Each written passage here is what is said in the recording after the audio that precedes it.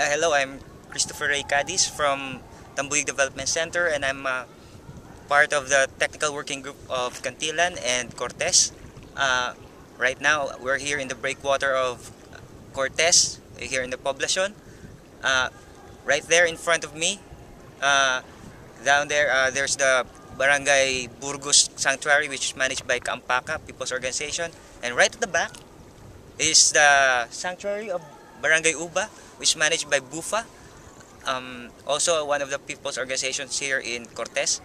Um, Hopefully, this uh, pride campaign of Rare would very much help these people, especially the community, um, in owning owning the management, no, owning the management of this marine protected areas, as well as participating in the actual management, even though they might not be members of the people's organization, but they would be part of the strategic partners of in the management by the barangay and at the same time as with the people's organization at the community level.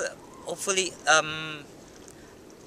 this campaign would really lessen the impact of illegal fishing, as well as um, the community participation per se would be heightened, and they could feel that they own the program, they own the MPA, and they could feel also the change in their lives, especially in the basic, which is the food capture, fisheries, and livelihoods.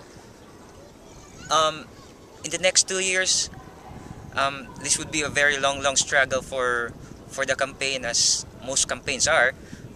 But as long as it's focused and we can get all the support from the stakeholders, I think this would do well.